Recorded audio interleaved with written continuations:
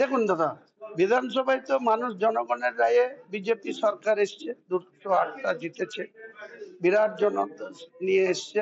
মুখ্যমন্ত্রী আগামী দিনে বাংলার মানুষের জন্য কাজ করুক, এটাই বলবো। আর বিরোধী যারা ছন্ন ছাড়া হয়ে ঘুরে বেড়াচ্ছে, তারা নিজেদের পায়ে কুড়ুল নিজেরা মারছে। আগামী দিনে যাদের মদতে এসব করছে, এদের নিজেদের নিজেদের কি যোগ্যতা আর মানুষের কাছে কি এদের সাপোর্ট, মানুষ ঠিক এদের জবাব দেবে। কিন্তু কাদের কাদের সাপোর্ট এটা করছে? ঋতব্রত বন্দ্যোপাধ্যায় বা সন্দীপন সাহা? এটা পুরো বিজেপির মদত আছে। বিজেপির মদত ছাড়া এদের কি করে এখানে এইভাবে হয় সঙ্গে সঙ্গে? কিন্তু মমতা বন্দ্যোপাধ্যায়কে ছেড়ে বেরিয়ে আসে, আসলে মমতা বন্দ্যোপাধ্যায় কি কোনো দায়ী নেই, বা অভিষেক বন্দ্যোপাধ্যায়ের কোনো দায়ী নেই? অভিষেক বন্দ্যোপাধ্যায় এখানে কি করবে? সে পার্লামেন্টের মেম্বার। আর মমতা ব্যানার্জি ভোটে হেরেছে। সে যদি ভোটে জিততো তাহলে সে নেতৃত্বে থাকলে আর কেউ দেখতেন, মুখ খুলতো না। আজকে তৃণমূল কংগ্রেস দলটার যে অবস্থা হলো, তাতে আপনি কাকে মনে করেন যে সবচেয়ে বেশি দায়ী? এটা মমতা ব্যানার্জি নিজে দায়ী। একটা নিজের দলের সর্বোচ্চ নেত্রী হয়ে যদি অন্যদের হাতে ক্ষমতা ছেড়ে দেয়, সে যা খুশি তাই করে, তার প্রতিকার যা হয় তাই হয়েছে। দিকে দিকে প্রাক্তন মন্ত্রীরা বা বিধায়করা বা পুরসভার যারা নেতারা আছেন, তারা বলছেন যে দলে থেকে কাজ করতে পারতাম না, পদত্যাগ এখন কেন বলছেন? যখন ছিল, মন্ত্রী ছিল, তখন কেন বলেননি যে আমি দলে থেকে কাজ করতে পারছি না? বলেছে কোনোদিন? আজকে বললে তো হবে না। তখন জাভেদ খান কি কোনো কথা বলেছে? এই আকরুজ্জামানরা তখন কোনো কথা বলেছে? কোনোদিন কোনো সৎসাহস ছিল? নেত্রীকে কোনো সাজেশন রেখেছে? কোনো চিঠি দিয়ে বলেছে আপনার দলের মন্ত্রী হিসাবে আমি কোনো কাজ করতে পারছি না, আমাকে কাজ করার সুযোগ দিন বলেছে? তাহলে আজকে এসব কথার কি মানে হয়? আজকে এতগুলো সংখ্যালঘু বিধায়করা বলা যেতে পারে যে প্রায় বিজেপির দিকে ঢলে পড়ে, এটাকে কিভাবে দেখছেন আপনি একজন সংখ্যালঘু নেতা? বললাম তো, যারা আসছে তাদের নিজেদের সত্তা বা যোগ্যতা বা নিজের অধিকার সম্বন্ধে কোনো সচেতন না, তাই এটা করছে। দাদা, কিন্তু আমার টাইম না, আমি তো দরকার। বিধানসভা কি মনে হচ্ছে?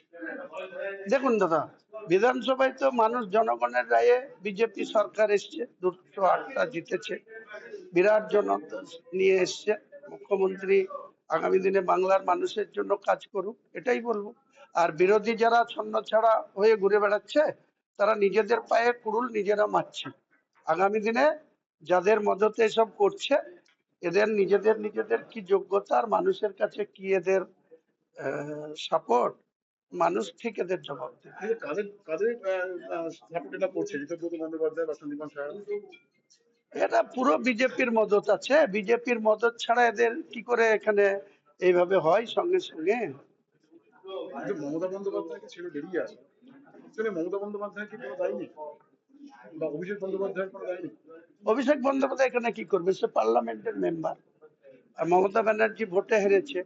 সে যদি ভোটে জিততো তাহলে সে নেতৃত্বে থাকলে আর কেউ দেখতেন, মুখ খুলতো না। আজকে তৃণমূল কংগ্রেস দলটার যে অবস্থা হলো, তাতে আপনি কাকে মনে করেন যে সবচেয়ে বেশি দায়ী? এটা মমতা ব্যানার্জি নিজে দায়ী।